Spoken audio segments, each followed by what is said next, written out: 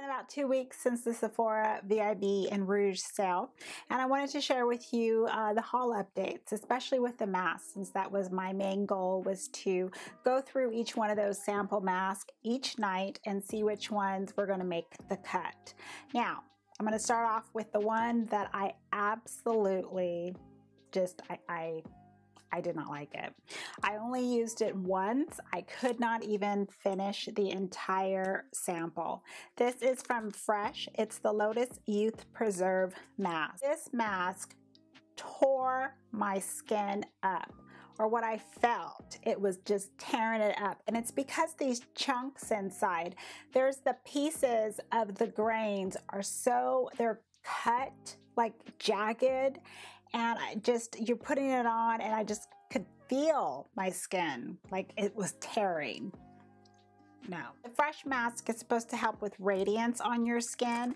Maybe the radiance is as you rub, it's going to be tearing off your skin and you're getting fresh skin underneath. I don't know its purpose, but I want nothing to do with that mask. I took it off like after a good 5 minutes and I just put a sheet mask on to kind of help smooth it and get it back down to a healthier state. The next mask that I can definitely go without is the First Aid Beauty 5-in-1 Bouncy mask. Now this is another one where I still have some product left, but I'm going to go ahead and toss it now. The claims for the Bouncy mask was more, we're going to firm, we're going to lift, we're going to give some hydration. In a sense, 5-in-1, a whole bunch of things all lumped into one mask. So it sounded good, but the uplifting, the firming, you're going to need a lot more than that sample to kind of test that out on your skin. Knock those two away from the 5. The rest of the benefits, not only can I get from the gel mask here, I like those gel masks that are, for example, Peter Thomas Roth, the cucumber type mask. Those type of masks I really enjoy. So I'm going to stick with those and say no to the First Aid Beauty's Bouncy mask. The next mask is from Caudalie, and it is their Detox mask. Now this mask I will finish up and then it will go into my May, oh my gosh, May's here. May empties. Ooh, it has such a wonderful scent too. It's not an alarming scent, but it just has, a lot of their products have that subtle scent, almost kind of smells like a spa. I feel that it's a detox mask that is going to help with the pores, just getting all the impurities, everything out of your skin, or hopefully everything out. But I think the main thing with me with that mask is I have other detox masks. They could be right up there with that brand. However, the price for that detox mask, it's just, I don't want to pay for more so the experience and the smell, the fragrance, versus my other detox masks that are what I would consider very affordable and do roughly the same thing. Next mask is the Origins Out of Trouble mask. Now this was a 10-minute facial mask. This mask I would say is definitely geared first off for someone that maybe has acne prone skin. You have some sort of an active breakout, something that is up with your skin, blackheads, any of that. Now I still have a lot left because what I did with this mask after reading the ingredients, I started to use it as a spot conceal. So what I would do is I would put another mask on and then I would put some of this on whatever type of hormonal acne. That's usually what it always is with me. And sure enough, it's coming to the surface. I will finish up the Origin sample, still continue to use it as a spot conceal mask. That's just what I'm calling it. But I'm not going to buy a full-size bottle of it yet. And the reason why is I still am working on this is my holy grail spot conceal mask. It's from Ahava and it's the Time to Clear Purifying Mud Mask. If you again have an active breakout, any type of a blemish, maybe you have a cyst, something is, it's especially those pimples that is like at the surface and it just will not come up. You put this on, I only put it in just that region. And I mean, it brings everything up by the next day. I have another Origins mask. This is the Mushroom Relief. And this one, I'm scraping. I am scraping the last bit of it out. I am almost done. So I have one more use with this mask. I think I'll probably use this one tonight. With the mushroom mask, it's having almost like a hybrid. I could tell that it is working in a detox manner, really help cleaning out the skin, cleaning out the pores, but it's also helping with the soothing of the skin. I was impressed with that. And then you're also having the skin properties as far as the ingredient of the mushroom.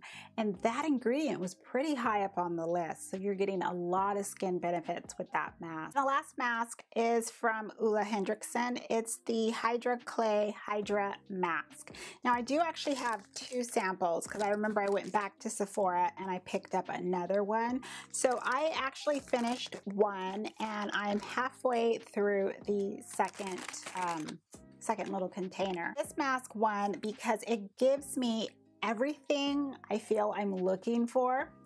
I like it when I have a mask that's going to help with the detoxification, but it's also going to help soothe the mask. It's also going to help with the hydration, kind of like that First Aid Beauty, the whole Bouncy mask. Give me a lot of benefits if I can't have it, you know, kind of all in one. And that way I can rotate throughout all my masks. But also sometimes I just want one that is just going to give me a lot. And this one really impressed me. If you do fall into any other skin type that is not dry or sensitive, I suggest, if you can, to pick up a sample.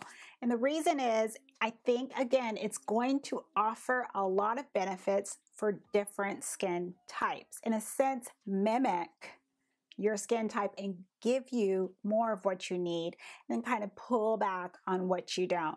And I know it sounds weird, but it's something that I'm saying get a sample of and see for yourself. I already showed the Sephora mask, that gel one that had the hydration and the quench, so still using that. I also have the Boscia antioxidant one, so this is going to give me the detox. It's green tea antioxidant, so I'm still using this. The rest of the items I talked about in the first video, the VIB video, but they weren't here yet. So now that they're here, I can at least show you and kind of, again, give you my overall thought. The Givenchy's Rouge lipsticks arrived. So this is what they look like. It comes in a 2 set. So remember I said that that was a great way to not only get number 13, which is the red. I'm telling you, everybody needs number 13. But this is actually the shade that I have on my lips. So the next shade inside of the set is number, is it 6? Yes, number 6 is the shade. And this is just a everyday rose shade. Rose nude. Goes with everything. I have a brown lip liner underneath this. Beautiful. Still giving off that same sheen, has that black rose oil. This item I picked up inside the store, so I didn't mention it in the first video, but this is from the Sephora brand, and it's the Rose Hydrating Mist. This mist not only is hydrating, it has a brightening property to it, and there's one reason why I picked it up. I just saw it and I said, oh, I want to try it. And it's because I'm on my second bottle. I finished up in December their Rose cleansing water. So they have their own rose cleansing milk, and it's like a milky type water, and they had it there as well. So I picked this up. When you first smell this, it smells just like a fresh bouquet of red roses. That's exactly what it smells like, but it's subtle. It's not a strong, overpowering scent, and it's hydrating, and it actually gets every scrap of makeup off my face. I was impressed. And the Sephora brand is actually quite affordable. You can get these bottles for like $7, $9. Usually they're about under $10. So I definitely picked one up, during the sale to get that extra savings. And then since I saw the rose mist, I figured, and it's brightening, it would kind of, do the same thing. I also picked up a larger size of my Sephora brand as well, their Daily Brush Cleanser. Now I mentioned the smaller size as far as my Daily Brush Cleanser top pick for 2017. I spot conceal my brushes on a routine basis because I change my eye makeup every time I do my makeup, I change it. Just rotate through my stuff. That's the only way you're going to get through your stuff is change it. Change it every time you do your makeup. So that brush cleanser is fabulous. It gets everything out. Spray it on a paper towel, spray it on a fiber cloth. That's what I do, and just all the color is gone. And then the last item that I picked up, now this I had to order online, and it's the Hoola bronzing brush, and it's also a contour brush, and this is from Benefit. This brush has been in my loves list for an entire year. I did test this brush out in Sephora over a year ago, and what I remembered about it is just the overall shape of the brush, especially this front portion here, the top. You can use it for contour. It just blends out anything perfectly. And then the shape of it too, as it moves when you're trying to go over your cheekbones, you know, where you're going to be bronzing, it moves with the product. So I was just impressed. Again, it's been sitting in my loves list all this time. I said I better get it now before finally it's going to say bye. In the first video, I did mention how one of the Pat McGrath palettes was coming to me, and it was the Bronze Ambition palette. And then I had purchased the Platinum Bronze palette. I started to use the Bronze Ambition palette, just started to play around with it and swatching it on my hand and blending it on my eyes and so forth.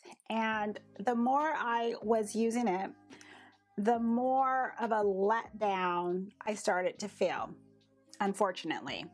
And it goes with just the overall feeling of a lot of products that I use from Pat McGrath, I am left with not a good impression from it. Those 6-pan palettes are designed for the consumer to actually have everything all in one.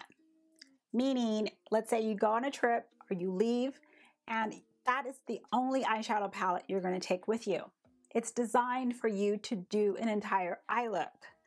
But if you really looked at it and studied it, it does not offer everything you need for, I would say, a complete cohesive eye. Now, I have mentioned that I like to build up my eyeshadow. I'm going to take that out of the equation. Let's just say you are a consumer and you only use 2 to 3 matte eyeshadows. Or actually, let's take out the 3. Let's just do 2. This is where I would have redesigned her palette and had at least 2 to 3 mattes inside the palette. And then the rest of the 3 pans could have been those shimmer shades. Just redesign them differently. And the reason being is, if you have the matte shadow, she could have done light, medium, and dark, or go medium, deep, and then very deep. It's got to be one of those 2 equations when it comes to consumer marketing and how consumers actually use eyeshadows.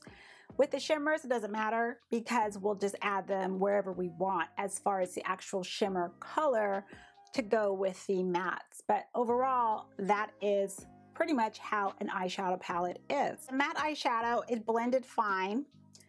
I would have liked it to have a lot more pigment, to be honest. The shimmer shades, some were okay. And then one, I can't even remember the color name. It wasn't performing like how I would have wanted it to. It definitely looked different on my eyelid than what it looked like when I swatched it on my hand. So again, I'm feeling let down. Then, a few days after that, the Bronze Ambition palette arrived in the mail, and I didn't even open it. Then I looked at the pink palette, and I'm looking at the pink palette, and again, there's a pink, a hot pink matte shade, I believe. It's either that or a purple. No, it's the purple. And it's a deeper purple. So here we go. The consumer's going in with that deep purple, blending it out, and then going in with all the other colors. My point is, you're having a palette that is supposed to be the only one I have, because frankly, I would take that just with me and go. But overall, I'd be like, no, I need to keep pulling in so many of my other palettes or something else to help create that eye look.